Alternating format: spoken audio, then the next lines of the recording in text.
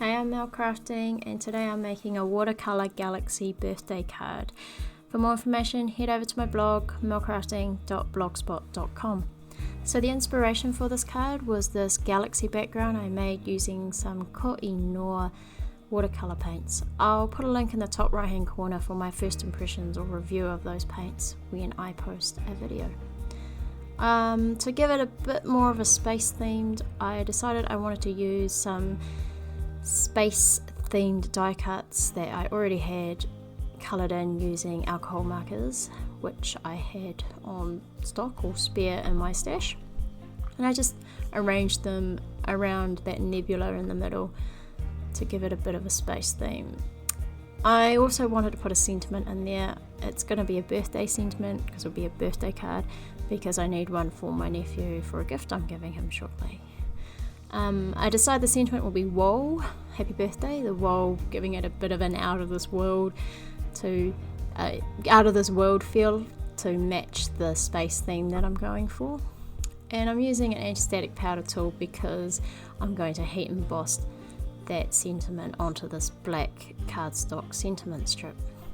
Here's my clear embossing ink stamp pad, which I'm inking up the stamps with and pressing down on the sentiment strip. Now it's quite important you use a anti-static powder tool before you stamp, so that the embossing powder only sticks to where you've stamped the sentiment. Otherwise it can make it look a little untidy when you have little specks of powder everywhere. So I stamped that about 3 or 4 times, remove it from my stamping platform, and now I'm going to bring in a piece of non-stick baking paper. I grab my sentiment strip, and today I'm going to sprinkle on some white embossing powder. This is the embossing powder produced by Ranger. I'll sprinkle that all over that sticky clear embossing ink on that sentiment strip. Do this a few times, a couple of times, a few times, and then shake off and tap the excess off.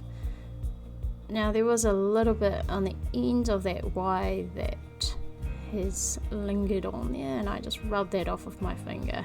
It's a bit safer to use a paintbrush to do that, but sometimes I get a little bit lazy. Yep. So once you're happy with the coverage of the sentiment, I've gone away and heat set the embossing powder, and that's what it looks like. So now I'm going to arrange the sentiment strip on the card, and I decide I want to put at least one of those space themed die cuts over the top of the sentiment strip on the right. And you'll see that on the left, where the washi tape was whilst I was stamping the sentiment, stayed sticky for a little bit and grabbed a bit of that embossing powder. So that was how I wanted the arrangement of the card to be, as you just saw before. And now I'm going to adhere the sentiment strip down with some double-sided tape. And I put it back on just to make sure where I want to place it, and I decide I need that extra little bit on the edge if I want it to go all the way to the right of the card front.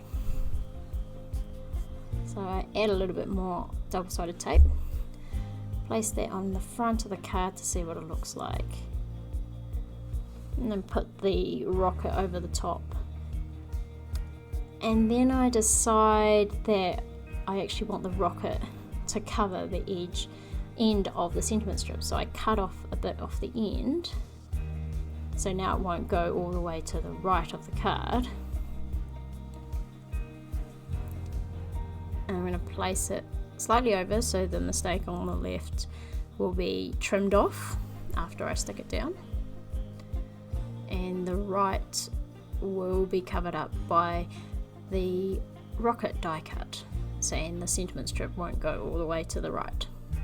So I've just removed the backing paper off the double-sided tape and stuck that down.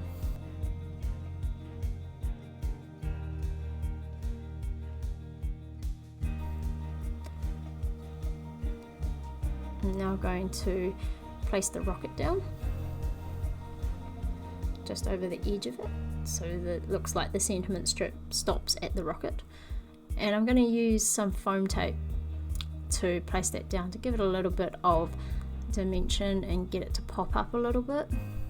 You can use square or circular double-sided dots, mounting dots if you like, but I like using foam tape because it just gives it a little bit of dimension and not too high. The rest of these space theme die cuts, I'm just going to adhere to the card using standard double-sided tape. Here I'm just removing the backing paper on all these elements and sticking them down.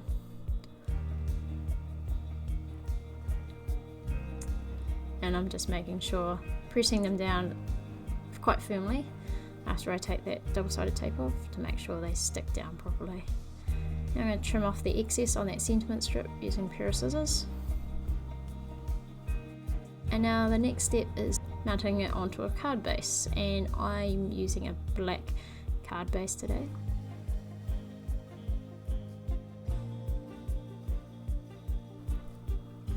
And it's got a little bit of a border around the edge of the card front.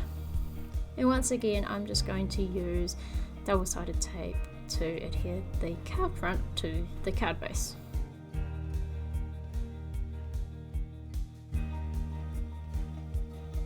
I like to adhere my card fronts to my card bases using double-sided tape with a border around the edge and one piece in the center. So I'll now remove the backing paper just quickly, or as quick as I can.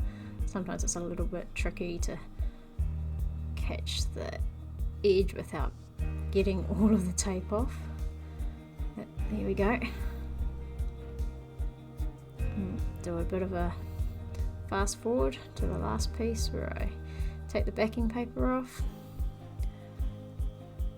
and then I'm just going to stick it down to the card base, trying to make sure that there's an even border around the outside of the card front.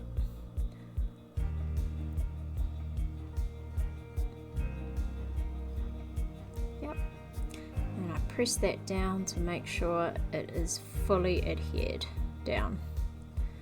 And that's how I made this watercolor galaxy birthday card. For more information, head over to my blog melcrafting.blogspot.com, and thank you for watching.